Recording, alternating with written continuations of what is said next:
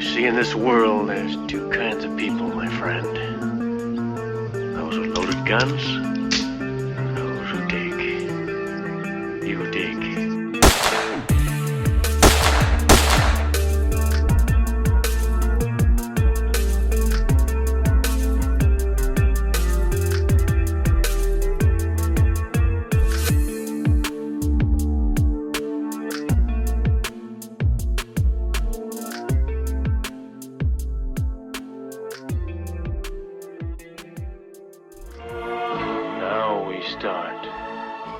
Bonjour à tous, j'espère que vous avez passé une bonne semaine. Alors aujourd'hui, pour la deuxième partie de notre formation sur les basiques des options, nous allons nous pencher sur ce qu'on appelle une option d'achat call en anglais. Pour rappel, pour ceux qui n'ont pas pu participer à la première partie de cette formation, nous vous mettons le lien en haut de l'écran. Première partie qui parlait des généralités sur les options et qui définissait notamment, qui donnait la composition des options. Donc je vous encourage à aller là voir si vous ne l'avez pas déjà fait. Donc dans cette présentation, nous allons expliciter ce qu'est une option d'achat, définir quand on peut l'utiliser, quand c'est intelligent de l'utiliser, également parler des différentes options d'achat, donc notamment en choisissant différemment le strike, le prix d'exercice.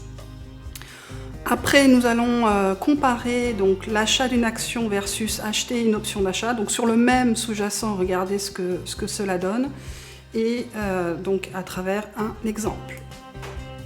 Alors, d'abord, la définition d'une option d'achat.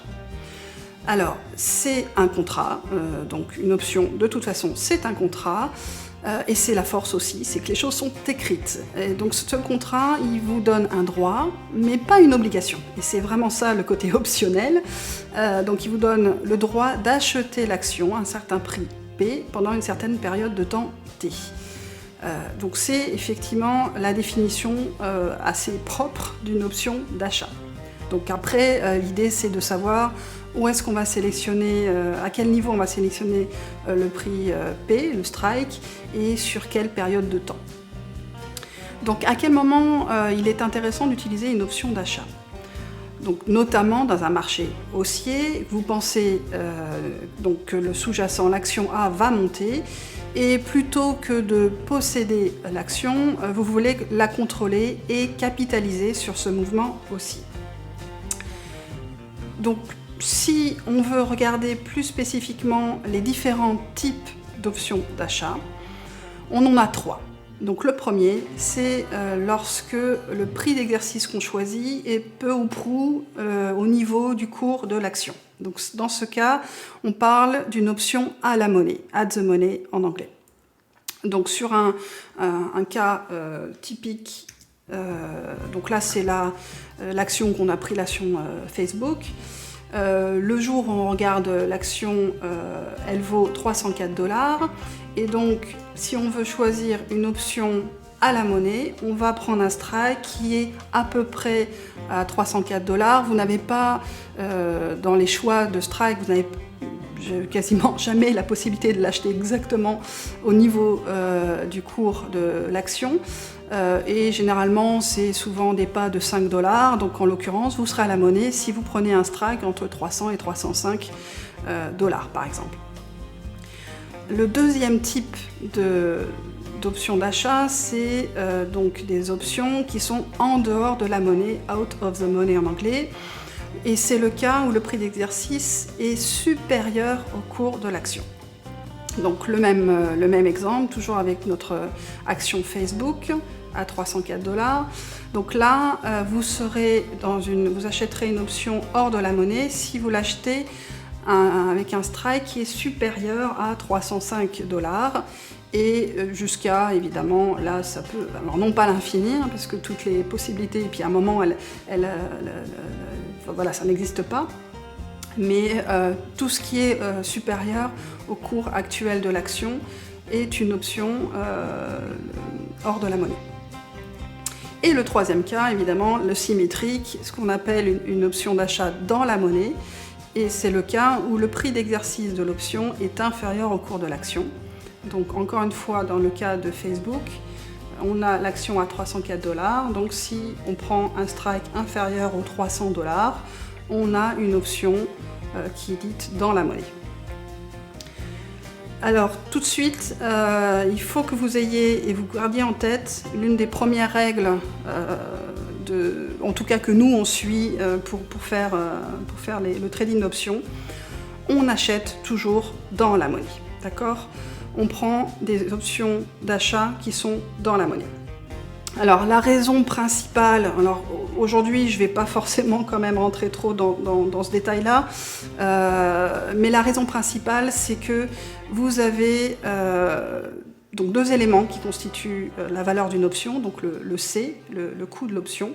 Vous avez à la fois une valeur intrinsèque et vous avez également la valeur temps. Donc dans la valeur intrinsèque, celle-ci donc est non nulle lorsque vous êtes dans la monnaie.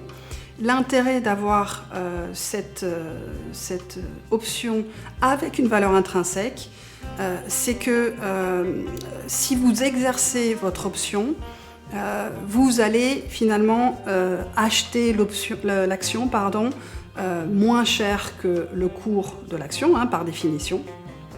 Et à l'opposé, c'est peut-être plus simple de le voir comme ça, si vous achetez une option hors de la monnaie, donc là la valeur intrinsèque est nulle, vous n'achetez que de la valeur temps.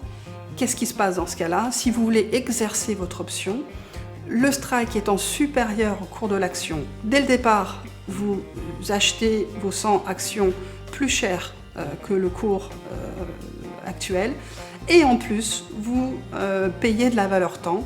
Donc, ce qu'il faut, alors soit vous retenez, on achète toujours dans la monnaie, soit vous retenez, si vous achetez hors de la monnaie, vous êtes tout de suite hors du jeu.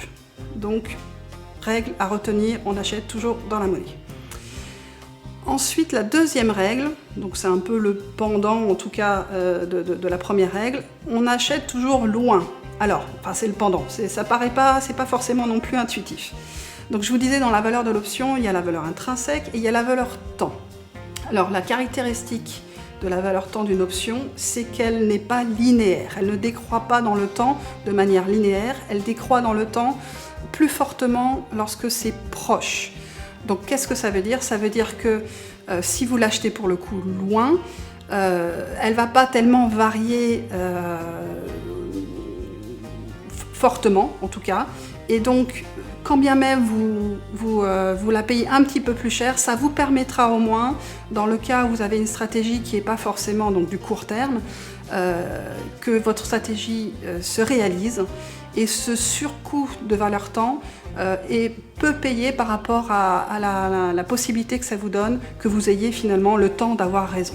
Donc deuxième règle à retenir, on achète toujours loin, donc loin voulant dire vous choisissez une durée de contrat généralement supérieure à 3, 6 mois, peut-être même 1 an, on verra ce que cela donne. Donc rappelez-vous les 3 types d'options. Donc là on n'est que dans les options d'achat, parce qu'on verra plus tard les options de vente, les options put.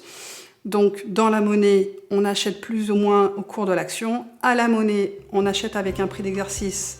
Dans la monnaie, on achète avec un prix d'exercice inférieur au cours de l'action. Je vous laisse lire, mais voilà. À la monnaie, on l'achète à peu près avec un strike qui est équivalent au cours de l'action. Et en dehors de la monnaie, c'est un prix d'exercice qui est supérieur au cours de l'action. Alors, on va regarder maintenant un exemple avec acheter une action versus acheter une option d'achat. Alors, toujours l'exemple, le fameux Jean, qui est l'investisseur normal, ou Jean Kev, pour ceux qui nous suivent également sur nos réseaux sociaux. C'est le même. Donc, Jean souhaite acheter 100 actions ABCD. Le cours de l'action, dans notre exemple, il est de 100 $. Et donc les 100 $, évidemment, s'il en achète 100, il va investir 10 000 $. Là, l'exemple qu'on prend, on imagine que le cours de l'action va gagner 6 $ en un mois. Et donc il va faire une plus-value de 6 $ par action, puisque il va revendre ses actions à 106 $. Donc le gain, 6 $ pour 100 actions, 600 $.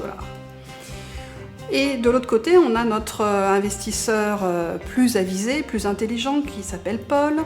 Et lui, il ne souhaite pas acheter, il va contrôler les 100 actions ABCD, donc le sous-jacent A. Il va acheter une option d'achat, le call in the money.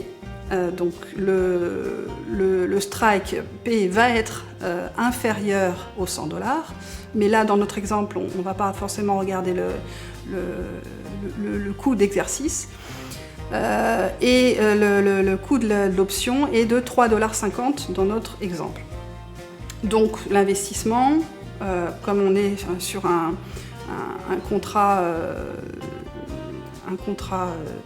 une option qui contient 100 actions, cela va nous coûter 350 $.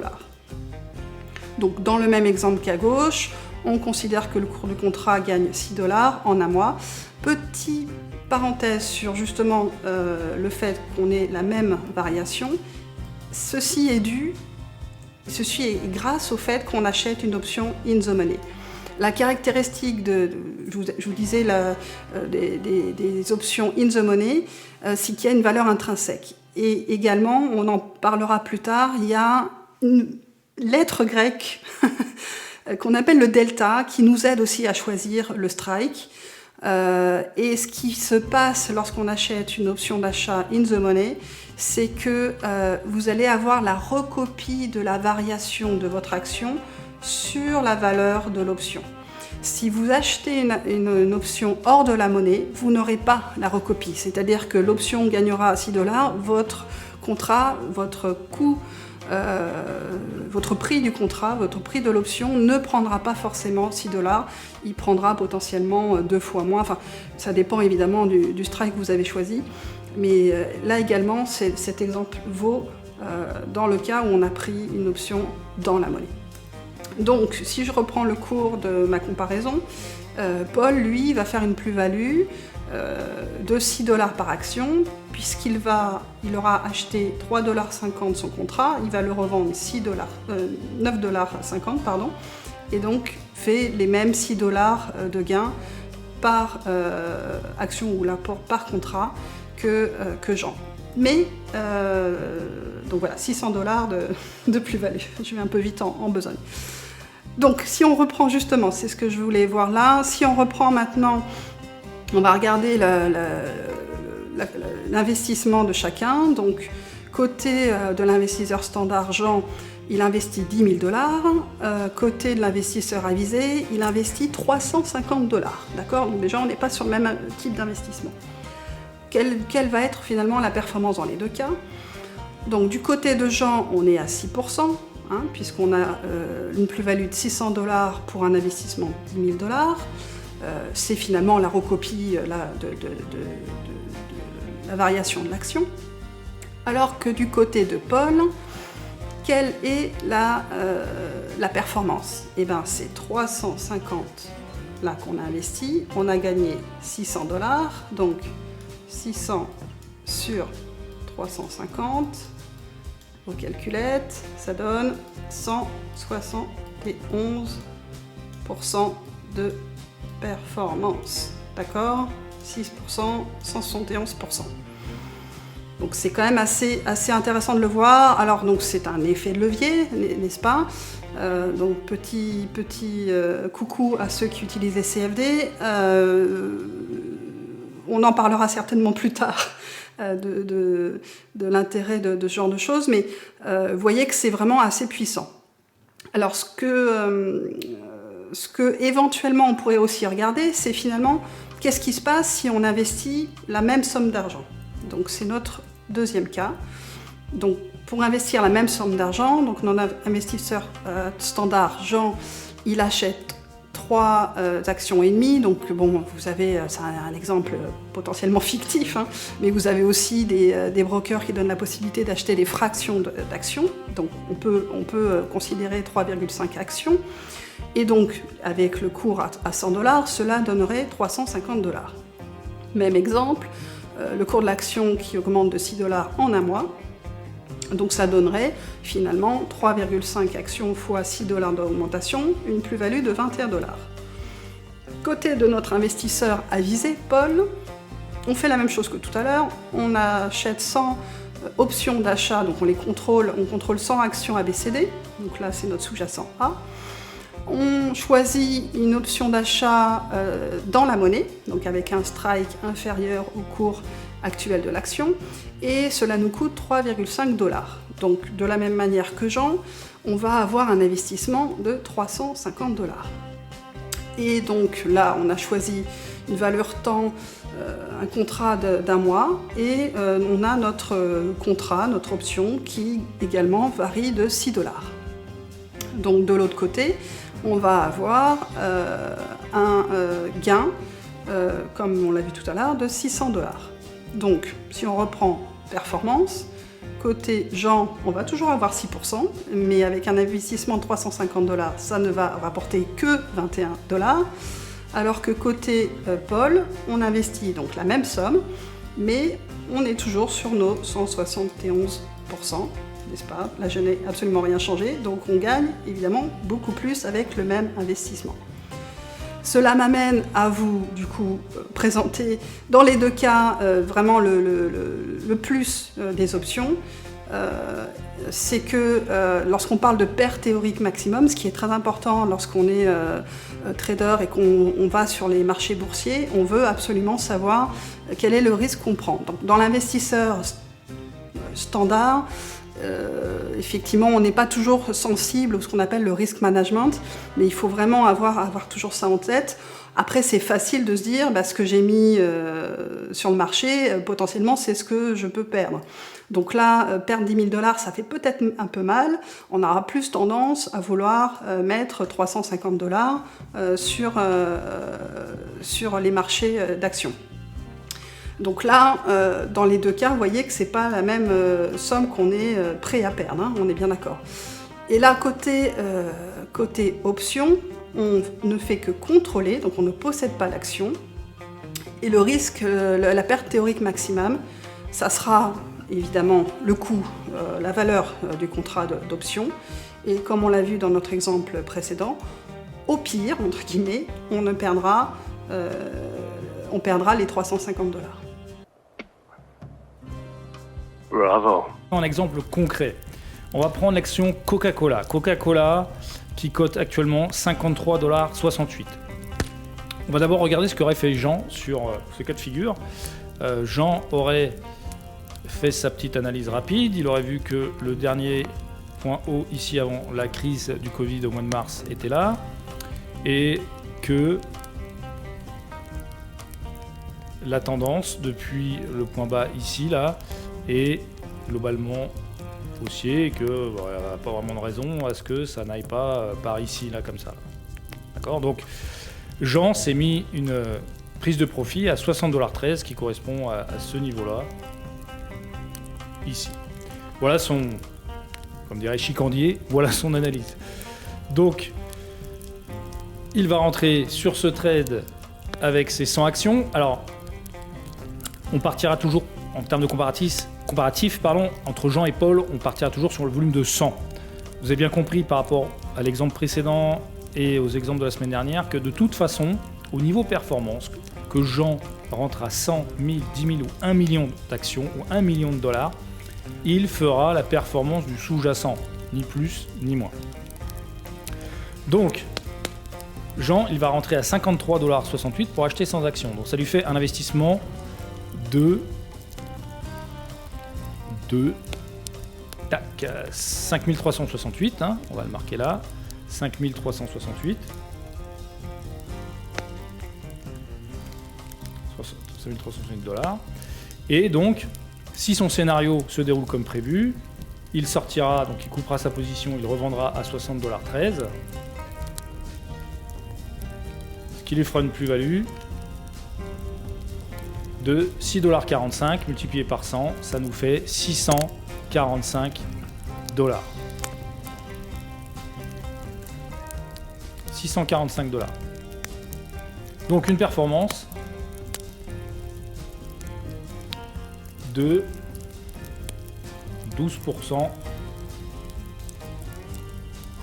sur cette opération. Donc 12% de profit sur investissement normal. J'investis 5368 $ pour 100 actions Coca-Cola qui coûtent 53,68. Ça monte à 73. La différence entre la sortie et l'entrée, c'est 6,45 $ x 100, soit 645 $, soit un retour sur investissement, une performance de ce trade de 12%, ce qui est déjà très bien. Maintenant, on va prendre Paul et on va regarder comment ça va se passer du côté de Paul. Paul, déjà, il va aller sur Option Profit Calculator. Option Profit Calculator, c'est un site en anglais qui va vous permettre de calculer vos stratégies, vos rendements, monter vos stratégies face au marché avec les options. Donc déjà, on voit que, comment ça se présente. Vous avez tout d'abord, sur la page d'accueil, l'ensemble des stratégies que vous pouvez appliquer sur le trading d'options. Donc on remarque qu'il y a énormément de stratégies et qu'on a déjà un peu plus de possibilités que l'investisseur standard qui, lui, n'a qu'une stratégie qui est je rentre, j'espère que ça monte et si ça monte, je sors plus haut pour effectuer une plus-value comme l'a fait Jean sur Coca-Cola juste précédemment. Du coup, on est un peu plus armé face aux trois types de marchés, haussier, baissier ou latéral. Et on a toujours une stratégie en fonction du marché, qu'il monte, qu'il baisse ou qu'il ne fasse strictement rien. Du coup, ce qui nous intéresse aujourd'hui, c'est l'achat de call. Donc on va aller cliquer sur long call. Long, c'est achat dans le milieu du trading et short, c'est la vente. Et donc un call, il nous rappelle que c'est pour un marché plutôt bullish, donc c'est déjà pas mal. Ça, on vous a expliqué avant que l'achat de call, c'était pour un marché haussier. Du coup, ça prouve qu'on ne marche pas à côté de nos grolles, à côté de nos pompes et qu'on est bien sur le vélo. On va aller chercher ici, vous allez renseigner, donc déjà, pardon, on a le titre de la stratégie, le rappel de qu'est-ce que c'est comme stratégie, et ensuite vous avez une première fenêtre à remplir qui est le ticker du sous-jacent, donc Coca-Cola CKO. Si vous ne connaissez pas le ticker de votre option, de votre action, vous tapez ticker Coca-Cola sur Google, ça sort. Voilà, quand on ne sait pas, vous demandez à Google, 8 ou 9 fois sur 10, Google a la réponse. Bien sûr, on vérifie que la réponse de Google ne soit pas complètement idiote, on croise les données et les informations. Et on va appuyer, donc on continue sur Coca-Cola, le symbole KO, ticker KO, on récupère son cours de l'action. Aujourd'hui 53,68 $, c'est le cours à la fermeture. Hier soir, on est samedi. Aujourd'hui, donc hier soir, fermeture du marché de Wall Street, ça a fermé à 53,68 $. C'est pas mal, on est le week-end, du coup le cours ne va pas bouger entre deux exemples, c'est plutôt bien. Vous allez ensuite aller dans le formulaire pour options. Vous avez deux choix, soit acheter, soit write, soit écrire. Pourquoi écrire? Et c'est ça qui est intéressant sur le terme écrire, c'est qu'on est, une fois de plus, pas en train de trader l'action, on est en train de trader les contrats. Donc quand vous achetez un contrat, mais quand vous le vendez, quelque part, en fait, vous êtes le rédacteur de ce contrat, vous allez l'écrire et le vendre à quelqu'un. Du coup, dans le milieu des options, on achète ou on écrit un contrat. Quand on vend un contrat, on écrit un contrat. Le choix se fait là. Et donc aujourd'hui, on va aller sur Buy, on va parler de l'achat. Du coup, ensuite, il va falloir aller sélectionner quel contrat on veut acheter. Pour ça, on va aller sélectionner l'option. On appuie sur Select Option. Et on va avoir la fenêtre de la chaîne d'options qui va apparaître comme ceci. Donc comment ça se présente? Vous avez les échéances en haut avec toutes les dates d'échéance disponibles. Vous avez à droite du tableau, donc on va aller chercher au 21 janvier 2022 parce qu'on a dit qu'on achetait loin, donc on va aller chercher des contrats qui expirent fin janvier 2022. On a sous cette date donc la chaîne d'options, à gauche les calls, à droite les puts, au milieu les prix d'exercice, les strikes. À droite, on verra la semaine prochaine, à gauche les calls, donc ce qui nous intéresse. Dans toutes les chaînes d'options, vous verrez, il y aura toujours deux couleurs grisées, enfin deux couleurs, alors c'est grisé ou ça peut être d'autres couleurs, hein, mais il y aura des prix divisés en deux couleurs. Ici c'est gris, ici c'est blanc. Le cours de l'action, on a dit que c'était 53,58 $, donc là il se trouve entre 52,50 et 55. Vous avez compris que ici on est à la monnaie. et que les prix d'options qui sont dans l'espace blanc sont dans la monnaie, et les C qui sont en dehors de la monnaie sont dans la zone grisée. Du coup, on va aller regarder ce que ça donne un strike en dehors de la monnaie. Par exemple, ici à 65 $. Je crois qu'on a mis un TP 60, voilà, 65 $. 65 $ pour 49, donc on va regarder 65.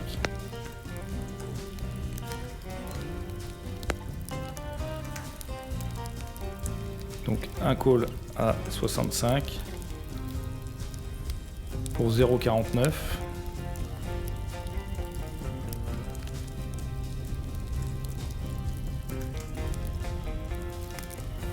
On se rappelle donc, notre contrat se retrouve ici, notre prix d'exercice est ici, et on se rappelle que le seuil de rentabilité, donc le niveau à partir duquel on sera rentable, c'est P plus C, donc ici 65,49 $, 65,49 $.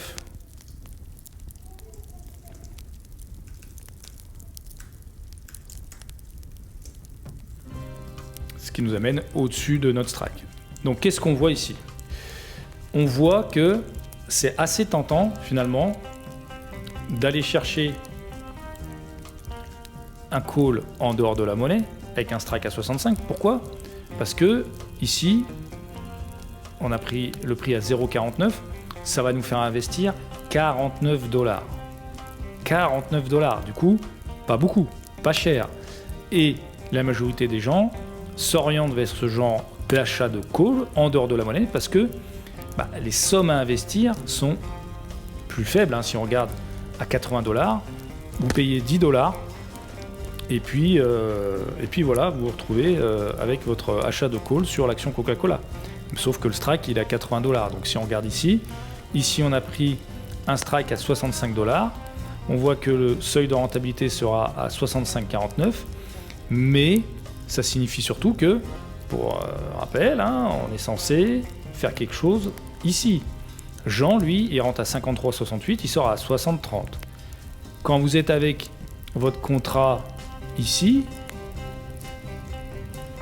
vous êtes complètement en dehors du jeu. On parle de gagner de l'argent entre 53,68 et 60,13 $. Donc, acheter en dehors de la monnaie vous emmène indéniablement en dehors du jeu, en dehors en dehors du jeu, en dehors de la zone de profit, et vous fait monter votre seuil de rentabilité. Si on prend la dernière probabilité, le dernier contrat ici à 80 $, ça vous fait 80,10 $. Sur ce contrat-là, vous êtes, si je fais monter à 80,10 $, ça veut bien, ça veut pas, à 80,10 $.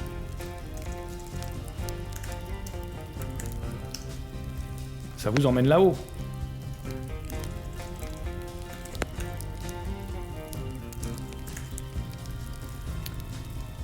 Donc vous ferez du profit ici, quand le cours sera là-haut. Sauf que c'est pas du tout, les probabilités pour qu'il aille là-haut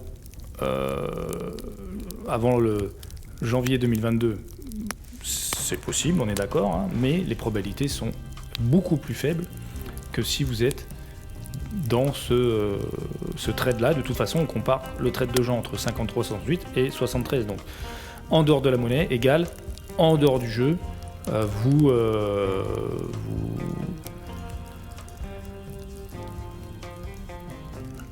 Vous êtes en dehors du game complet, en fait. Il n'y a pas d'autre mot.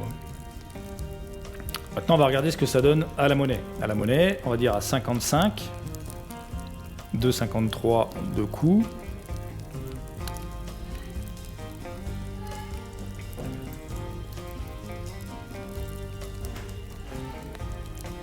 Donc Donc 55.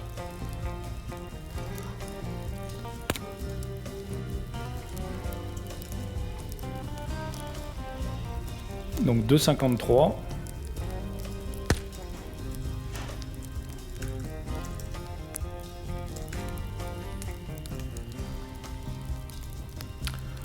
Notre seuil de rentabilité, il est à 57,53 du coup.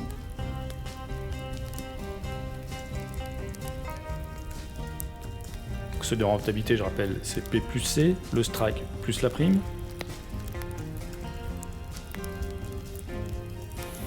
Et donc, on se retrouve dans le trade de Jean, pour le coup, là on est dedans, et on fera du profit entre la sortie et le seuil de rentabilité, le break-even.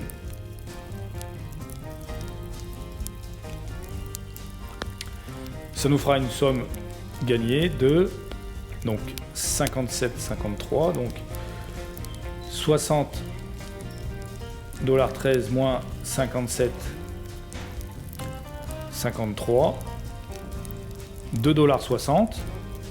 Donc ça fera un gain de 260 $. On va le marquer ici pour mémoire. 260 $.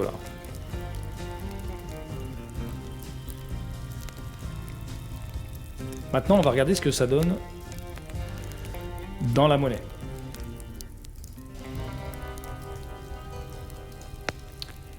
Dans la monnaie, on va aller chercher par exemple à 42,50 ici, avec un coût à 11,40. 42,50, 11,40.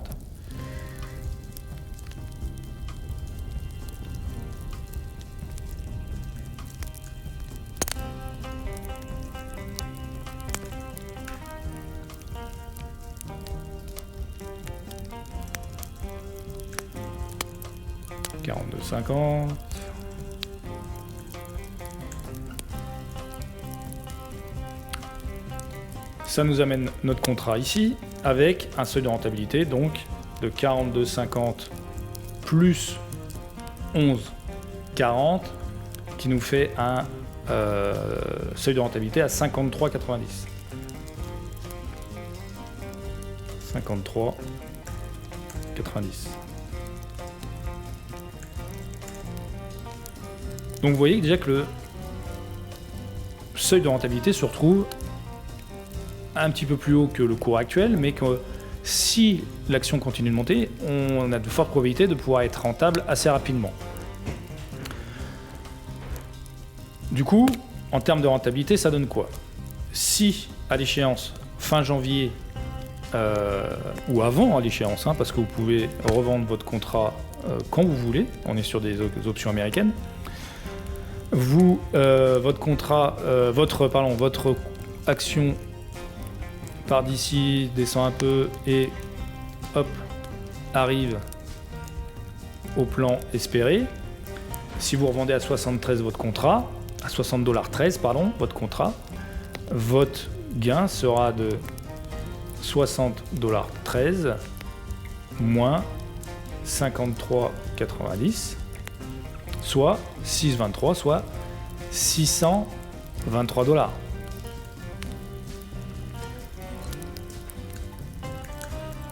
$623.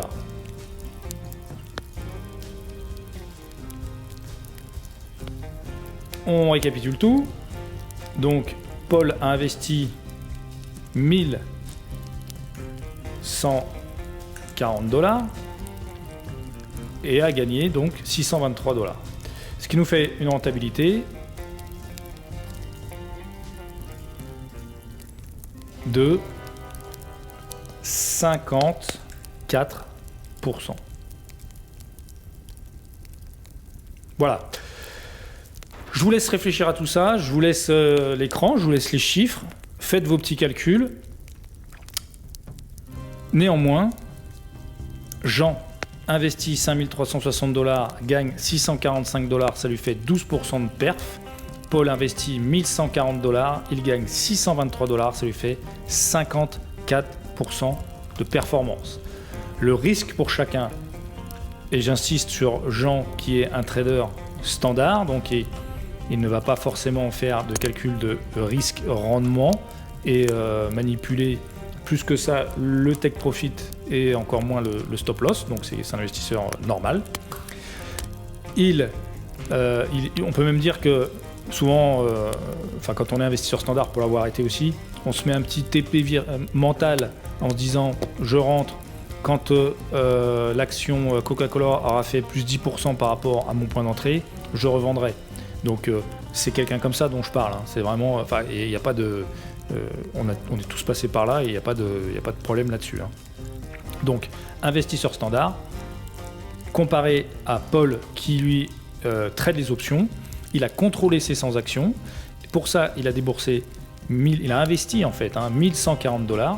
Il a récupéré 623$, soit une performance de 54%. Je vous remercie. Je vous laisse avec tout ça. Et n'hésitez pas bien sûr à poser des questions. Vous avez forcément des questions. Donc posez-les en commentaire, posez-les sur le groupe Facebook, posez-les sur Twitter. On se fera un plaisir de vous répondre. Et bien évidemment, si il y a d'autres traders d'options quelque part en France, et je sais que on n'est pas des milliers en tant que particulier à trader les options, n'hésitez pas à vous manifester et on serait vraiment content d'échanger avec vous. Merci à tous pour votre temps et votre attention. N'oubliez pas que ce contenu est entièrement gratuit et si cette vidéo vous a plu, alors n'hésitez pas à vous abonner, liker et partager pour nous encourager. À très bientôt. Ciao!